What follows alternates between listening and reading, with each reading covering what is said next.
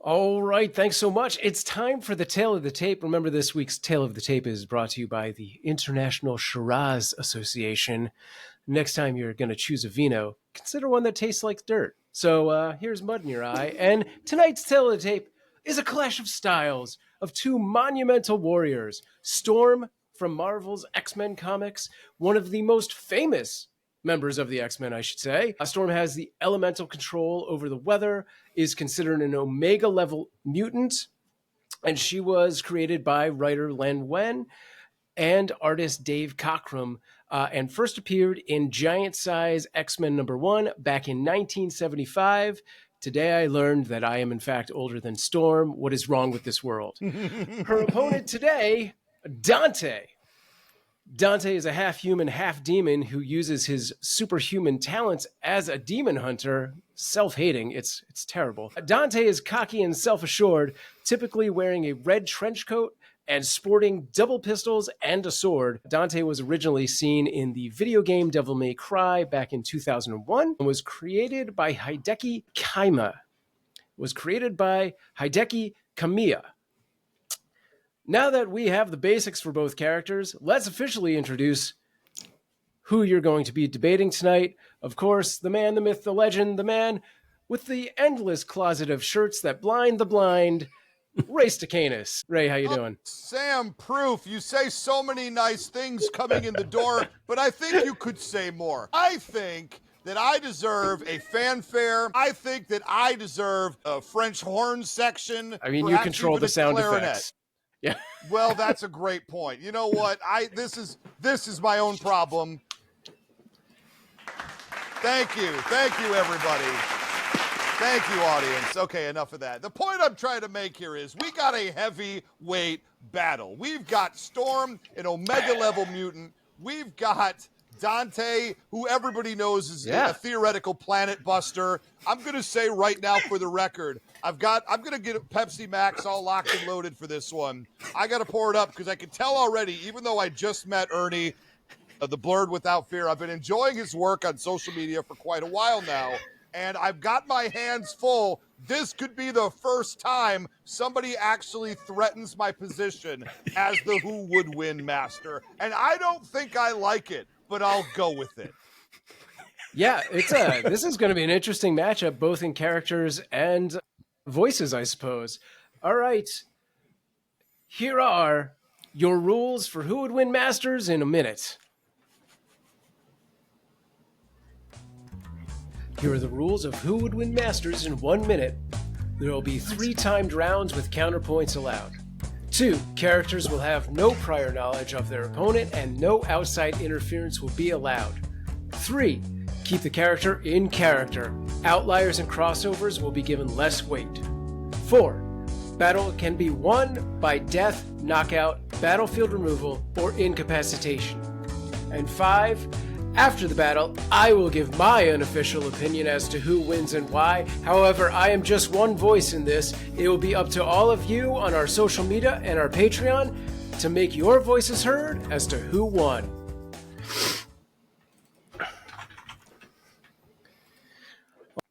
All right, Ernie, are you ready? I'm ready. All right, you will have 3 minutes on the clock for your first point. Starting now. All right, so Storm is, as we already kind of established, she's an Omega level mutant. That's well trod area. But the thing I think people don't think about in regards to Storm is that people tend to focus mostly on her mutant abilities, and mutant abilities are great.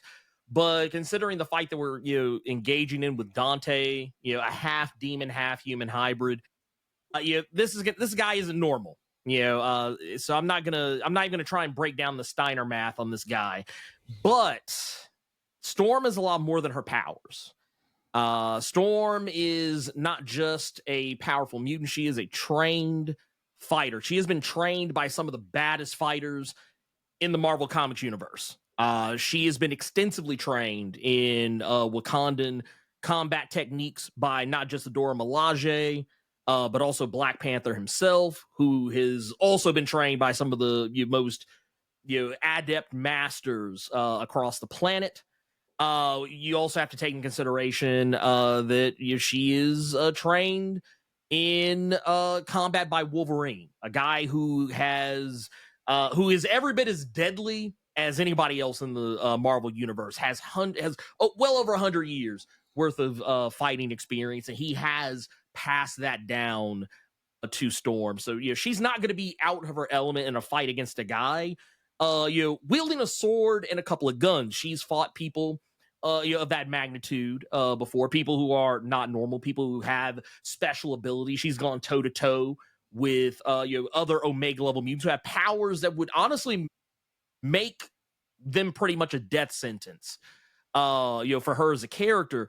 But I will also like to point out too that even if you take the Black Panther and the Dora Milaje of it all out of it, and the Wolverine of it all out of it, she's also spent a great deal of time since she was a small child honing her abilities. She is an expert knife fighter, which, I mean, butter knife versus a sword isn't always a good matchup, but the point is that just about anything that she can pick up and throw around or swing around, she can probably fight with it. She's been trained by the Ronin samurai herself, Yukio, and so she's 30 seconds remaining. She's not averse to a combat situation, basically, is the main idea of this. But the main point I want to make sure never gets lost in this conversation is that not only is she a bad fighter, not only is she someone that you have to watch out for, but she is also someone who knows how to control a battlefield, and she is never without any weapons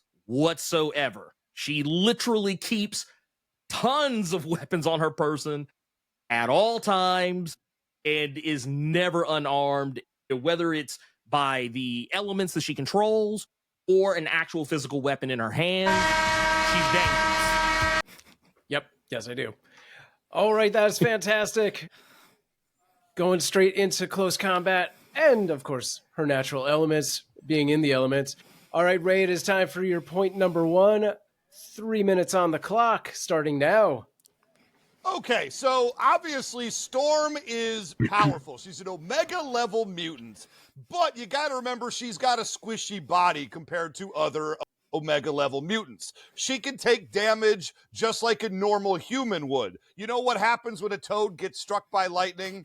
The same as when Storm gets punched in the face. This is the point. And Dante brings a lot of these demonic, physical, enhanced attacks that for a squishy body like Storm, who maybe doesn't have the same level of durability, maybe she's going to have a lot of trouble here. So let's talk about some of his superhuman abilities to get going. He's the son of Sparta, which is a demon. He's a devil, whatever the heck you want to say. Now, he came down and he had twin kids with a human, and that would be Dante and his brother. Okay, fantastic. At baseline strength, he matches up, Dante does, with much larger monsters in his universe. We're talking large 50-footers, 100-footers, big old monsters, and Dante can overpower them physically, right? And he can also use his sword to cut stuff in half. That's his favorite thing to do in the world. He loves that the same way I like a Whopper Jr. He cuts pool tables. He cuts motorcycles in half. One time he kicked a statue and the darn thing exploded, right? And he's very fast on top of being strong. He cut 4 bullets in half that were being shot at him. Why? Because it's ridiculous. Dante is a ridiculous character, and I love him for it. He's 50% amazing and 50% cringe, and it's just a matter of how you're feeling that day, which one it is moment to moment. He also cut a rocket in half that was shot at him. He once caught a bullet in his teeth.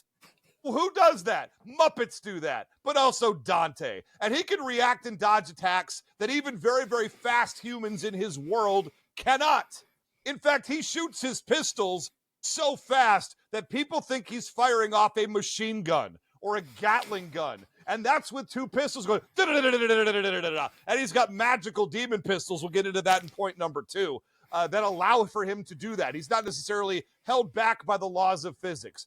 He fought a guy named Fury, who's like a speedster monster. The thing said he was teleporting, but I could see him moving around. He was just moving like Quicksilver-like speed, and he tried to sneak up behind Dante and then get in on him, and Dante turned around and gave him a finger gun, which stopped him in his tracks. I don't know how that works, nor do I care. It's delightful. He can allegedly go over 100 times the speed of light, but come on, that's math nerds talking. That's not what I'm here for. I got a little bit of time. Skill. He's precise enough with his shooting that he can hit bullets out of the air. He can shoot his opponent's bullets out of the air while jumping over them in a gunfight back and forth. And he jumps around a lot, and he once shot 8 bullets at a distance into the hilt of his own sword, I believe, into the heart of a demon. That's crazy. He stacked bullets on the back of his sword. That's crazy. Well, crazy or not, Ernie, you have 1 minute to make your counterpoint starting now. Okay. So my first counterpoint is going to be that, one thing I will definitely concede ground on is, Dante's a beast. The guy's ridiculous. He makes no sense. He shouldn't exist. He is. If this were a fighting game tournament, he'd be tournament banned. But there's one thing, and there's an edge that Storm has on Dante that I think very few of his opponents actually ever have. And it's a Storm can actually see energy. She can see the electricity moving through a person's body. And she has honed this ability. And it allows her to actually see what a person is going to do before they even start to do it. If Dante was going to take a swing of his sword, she would already see those neurons firing off that he was about to do it. She would be able to almost preternaturally be able to figure out exactly where and what he's going to do, how he's going to swing before he's actually maybe even thought it all the way through. So I'm thinking that, well, yeah, she's going to have a difficult time with him. That's, no doubt about it. She's going to have a difficult time with him. But I think she can push Dante to a limit that maybe few people in the Devil May Cry series have actually been able to do with it. All right, guys. Good points coming up in the first round here. Feels overwhelmingly off-center right now, but we'll have to see what happens after we come back from this break.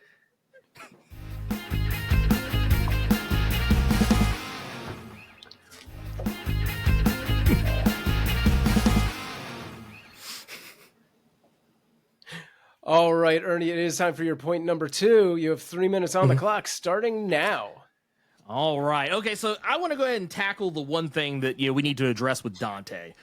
This guy, like I said, he's the son of Sparta. Guy is virtually indestructible. Guy has a ridiculous healing factor. He has a healing factor that I think would make Wolverine and Deadpool both blush. But there's a little trick to his healing factor that I think a lot of people don't think about. And that is that it can be burnt out. That his healing factor can be exhausted to the point where he's not exactly going to be having a good day, where people far weaker than him have been able to get the drop on him. And what I think is something to take into consideration, because like I said, I haven't really talked about Storm's arsenal of abilities just yet, and I wanted to save it for this moment. You see, Storm, she's got the electricity. Dante's largely been able to shrug that sort of stuff off. We've seen him do it. He doesn't care for it very much. But the thing is, Storm is more than just electricity. She's more than just thunder and lightning. She is able to command the full spectrum of the Earth's meteorological forces. She can summon down tornadoes, whirlwinds, gale force winds. She's able to even channel solar winds. Now, once again, some of these things are understandably so not probably going to affect Dante the way it probably would affect anyone else. But I feel like Storm would be able to, under circumstances such as this, she would very likely, realizing what she's up against, decide that, if this guy having a healing factor, being able to shrug off this level of damage, she's going to throw the kitchen sink at this guy. And I would also even go as far as to say that, well, I know Dante doesn't necessarily need oxygen to operate on any normal level. Just like anybody else, if you keep hitting this guy where he lives, constantly removing the oxygen from his lungs, pressurizing him with the exact gravitational and meteoric pressure of the planet Jupiter on Dante, no matter how fast he is, it's all going to come down to a screeching halt when he has to fight in an arena that is not comfortable for him. She's able to change the entire makeup and temperature of the area around her. She would be able to basically make him feel like he was wearing 30 seconds ton remaining. weights, that he would not be able to take advantage of that stark speed that he has. He would also be getting hit by so many different things, regardless of how little they actually hurt him. I feel like she would be able, if she was able to send a piece of straw through Diamond, she would definitely be able to hurt Dante on some level, even if it takes a little bit longer than she might like. And I think that's something big for Dante to have to consider. She's not yet, she's a glass cannon, but she's a dangerous one. All right, Ray, pressure's on for Dante. What is your point 2? You have 3 minutes on the clock starting. This is what I was worried about coming into this fight, is that Ernie was going to bring the heat in a way that I haven't had to deal with yet on this show, quite frankly. But anyway, here we go. We're going to talk about that durability and that healing factor of Dante because, yes, Storm can do a heck of a lot of offensive maneuvers. Keep in mind, though, that Dante can take a massive amount of damage. And we're going to talk about his weapons, too. So here we go. He's got demon abilities that allow him to soak damage. We've seen him take full-on swords impaled through the chest, and he acted like he was just going to Starbucks to get some egg bites and perhaps one of their new dragon fruit boba drinks. I think that's a thing. I don't go to Starbucks very often. The point I'm trying to make is he can take a lot of damage, and when he takes that damage, he will regenerate that damage. Anything that isn't particularly scary, he heals seemingly immediately or very, very quickly. Again, when I saw him get impaled, he just walks around continuing to fight, waiting for his regen to pop that sword out so that he can just keep on going without it. He also carries consumable items that give him power-up boosts, right? And that's the big thing. I don't want to dwell on the regeneration too hard. I feel like Ernie actually made my case for me a lot in having to quantify a lot of his statements in point number 2, because he does have that much power. So let's talk about the weapons. He's very well trained in all of his gear. In fact, he often does this thing that Kratos does too, where he takes defeated enemies and turns them into weapons. And even though this is a weapon he could never have conceived of until the moment, he suddenly knows how to use it to this huge high level, despite having just acquired it. Most notably, the Cerberus 3-pronged nunchucks with ice attacks. I love those things, but I'm blowing my time here. Here we go. He's got a signature sword called the Rebellion. He can swing it at propeller-like speeds and do shockwave attacks to enemies at range with it. Crazy. His sword, Sparta, is a super powerful sword that he got for a short period of time. Now, he took those two weapons, impaled them both inside himself to create the Devil Sword Dante, right? And so he can also summon this weapon. He doesn't need to walk around with it. He can't have it taken away from him. And he uses this to kind of use even more powers and swords. He has an ability called Summon Swords, which conjures 4 swords that automatically block all the attacks coming in on him. He's used it against lightning-based attacks before. That is very important in a battle like this. I'm not going to have time for all this. The Alistair Sword fights, he allows him to fly and use lightning attacks. Ifrit gauntlets, hellfire, walls of flame, fireballs. His Pandora's box. It's a box of 666 weapons, including a rocket launcher, a laser beam, and a machine gun. And the Nevin, a demonic electric guitar that summons bat swarms. Finally, Ebony and Ivory, twin pistols. They never need reloading at all. He's got one for long-range attacks and one for rapid fire, and I'm unfortunately out of time. That timer will... I've got a lot to say. Oh, well, you'll have to save it for round 3. I know I got to bring my A game today. Yeah, I got to bring my A game today, Sam Proof, and that means I'm going to be spitting out a lot. Sorry for the people at home who are taking notes. I'm going to burn up your notepad app. All right. I mean, that was a big round. There was a lot of stuff. There was a lot of equipment on Dante's side that really, I think, shows a big range of attacks, literally. And, I think the finally getting into Storm's real weather abilities really brings the pressure, of course. So whether or not Storm's pressure ability is going to take Dante out of the soaking and the damage spa, we'll have to find out when we come back in round 3. No, Sam, we have to do his counterpoint first. Oh, crap. Save that and bring it back. All Well, right. here's the deal. That sounded great. Thank Here's you. the deal. That was We'll good. put that. We'll put that in there. Good. But 'Cause offer I this don't know if I can counterpoint do it first. again. All Yeah, right. great. Okay. Perfect. Yeah. Don't make any really good points here because no, I already said that. All right, Ernie. You're good. Thank God we have clips I'll try not to. for Yes. shorts. No, Ernie, hey, it is Trevor, time. some extra stuff this week. Yeah, great.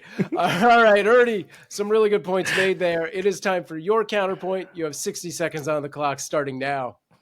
So, I mean, all those weapons are nice, but Storm's fought people who, have had pretty crazy stuff. She's gone toe-to-toe with one of the most powerful Omega-level mutants in Marvel Comics history, Vulcan, the wayward third brother of Cyclops and Havoc. A guy whose whole power is burning things to complete and total ashes and molten lava. And she is beating him handily, literally sent him home crying. And I would also even go as far as to say that, one of the things that people tend to forget about Storm's powers is it's not just electricity. It's also not just, being able to bring down lightning and rain, but she can also control temperatures on a level very similar to Iceman. She can completely freeze a person, snap dead in their tracks. And, while that might not hurt him, but it'll definitely slow him down. And I would also love to point out, too, that, she's also fought people who quite literally could touch her and end her life. She has gone toe-to-toe with death. Yeah, she has also gone toe-to-toe with Genesis, the wife of Apocalypse, and she has not lost. All right. Good stuff there. Storm, freeze a demon. We'll find out when we come back in round 3.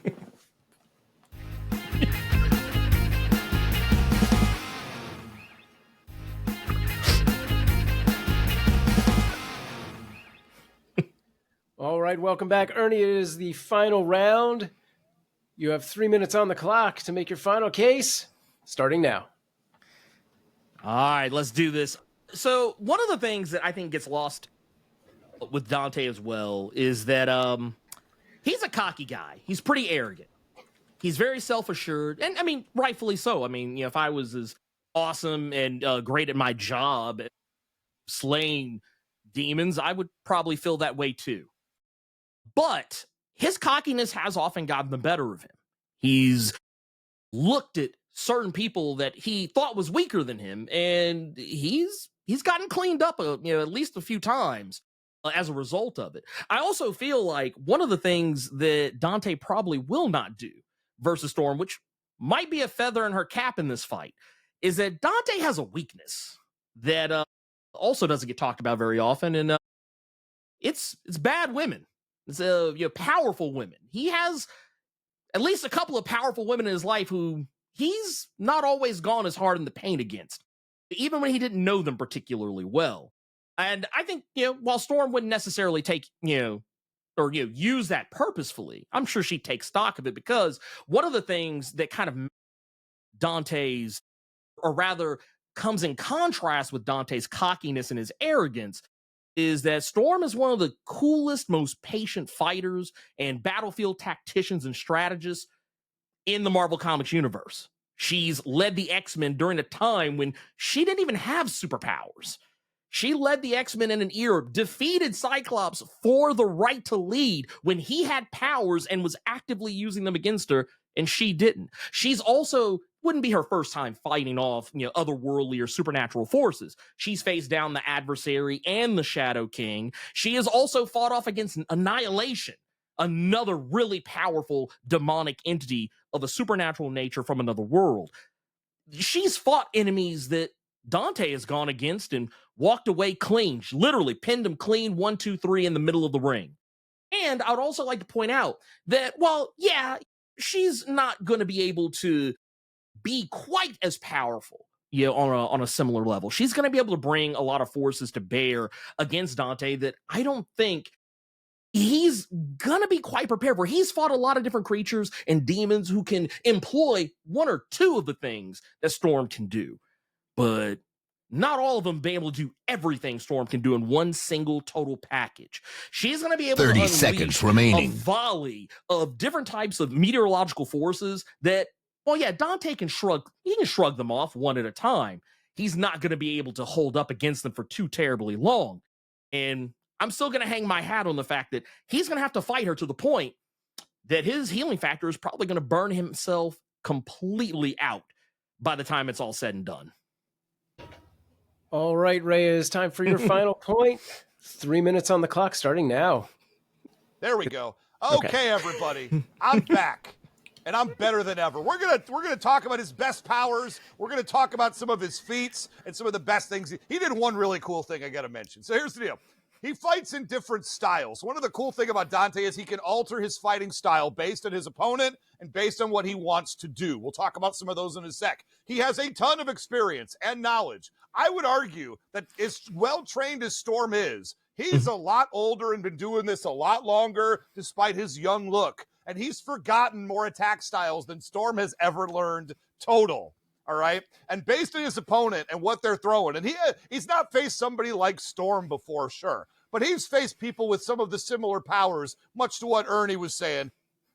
They fought similar people before, and he changes his styles based on his opponent. Some of those styles, he's got the doppelganger style that allows him to control shadows and create more forms of himself to attack with. Storm is phenomenal, but fighting one Dante is hard enough, but fighting doppelgangers of Dante at the same time becomes a little uncontrollable. He's also got one called Quicksilver, which it says he can slow down time for others, but really what he's doing is he's moving so fast that other people appear like they have time slowed down for them. And I would say right now, speedsters against somebody who can do what Storm does, I think would have a very good opportunity, especially if they can match her flight, which he can do given the right weapons. He's also got Trick, which is one called allows him to teleport and do a lot of dash attacks. It's sort of now you see me, now you don't. That new movie looks good. But he has Royal Guard, which is a full Sentinel ability, allowing him to just take whatever shots are coming at him and defend it, not 100%, but a very, very high amount, and take even less damage by a lot. Telekinesis. He uses his telekinesis powers when he's about to get hit. He once had a motorcycle flying at his head, and he sort of was like, nope, and it just stopped in midair, and he pushed it away from himself. Shot it away from himself, I should say, because he's Dante. He doesn't do anything 10%, right? He also has a Gambit-esque energy projection. He could use energy to charge up his pistols and shoot explosive rounds. He could charge up a vehicle and make it go faster. And ultimately, the Devil Trigger ability is the big thing. He takes his demonic form and unleashes maximum power. That allows him to fly with giant wings. His regeneration improves in the Devil Trigger state. He can summon it seemingly whenever he wants to, and he has extra forms, Majin form and a Sin Devil Trigger that trip when he's very close to death. He's generated implosions in enemies, moves faster than the eye can see, sure. And with my last few seconds, he once defeated Mundus, Lord of the Underworld, who's a big antagonist of the series. Mundus created an actual different plane of reality to fight him in, and he beat him there. Oh my gosh. This is stressful, Sam Proof. I couldn't be more stressful than Ernie, who has 1 minute to counterpoint, starting now. Well, you brought up the Devil Trigger, and that was kind of the thing I was afraid of that you were going to introduce into this, because, I mean, there's very few people who actually have the ability to counteract something like that. But Storm actually does have a weapon in her arsenal. And, yeah, I won't necessarily bring out the most recent iteration of it, but I will definitely bring up something that has come up in the past, and that is the Rogue Storm. A powerful mode that Storm has gone into in the past that has recently resurfaced that allows her to technically channel the power of eternity. And she's able to become into an empowered state that makes her on par with the Phoenix Force in the Marvel Comics universe, one of the most deadly and most powerful entities in all of Marvel Comics, that basically gives her very similar capabilities to what Dante has in his employ, and allows her to create constructs and weaponry and channel power that under normal circumstances she would not be able to utilize. And I would also just really quickly just want to throw out there that she also has a little magic on her side. Okay. All right, Ray, as the champion as the resident debater, you have call the final me a champion. not of this match, but as the reigning champion. Yeah, the final word is yours. Go ahead. No timer needed. No, I don't need a timer. I'll time myself with my thoughts. Now, the thing about Storm is that she has the durability issue, which I think is the big glaring weakness between both of them. She also has an issue where she needs to concentrate in order to use her powers, and she has to have a high degree of focus. Now, Dante is a character I have to imagine is very hard to focus against as he's throwing those insanely witty barbs at you constantly. Okay, most of them are pretty cringy, and he does finger guns like unironically. You don't think that's going to make Storm lose just a little bit of focus? I think that it will. And when he starts throwing out the quips, when he starts cloning himself, when he starts doing this weird barrage of bullets attacks that he can do, I just think Storm's going to be a little bit unfocused in the battle particularly. So how I think this is going to go is I believe the two are going to start, and I think they're both going to kind of try to feel each other out. I think Storm's going to be flying in the air. Dante stays on the ground because he doesn't fly until he has to. He's a little lazy like that. And he's going to start with his little ebony and ivory shooting at her. She's going to dodge out of the way. She's going to create like sleets of ice to knock the bullets away. And she's going to start raining lightning down on him, okay? And doesn't like the lightning attacks. That's why he has defenses for them. You can hurt him with the lightning for sure. And with all of that said, he's going to create that defensive aura of the swords to knock all of the lightning away. And at a certain point, I think Storm is going to have a little bit of an upper hand as he's sort of figuring out what her deal is. She's going to hit him with stuff he's not ready for. So what does he do? Goes into Devil Trigger form, sprouts those demon wings, enhances his power up, and he's going to go up there. He's going to get a hold of her, and he's going to be like, "Not today, lady," or whatever dumb thing Dante is going to say in that moment. He's going to say, I hope you like crashing out. And then he's going to fly her down to the ground, smashing into the pavement. That's going to leave her incapacitated for 2 minutes, and he'll be fine. All right, gentlemen, this was an insanely close match. You both you used your time well. You brought up amazing points for your hero as well as against their combatant. I think with very small amounts of variables, this could be changed. This could be a short game win versus a long game win, giving us different results. And this just could not be closer. I don't think we've had a match that felt closer to me. Storm brings the literal pressure with her tactical prowess and her elemental controls. And when push comes to shove, the rogue Storm itself, of course, maxing her out. Dante has a near infinite amount of weapons for any occasion, some with bows on them for the holidays, who knows, and is seemingly unkillable. And with his demon form granting him flight, he can bring the fight to Storm.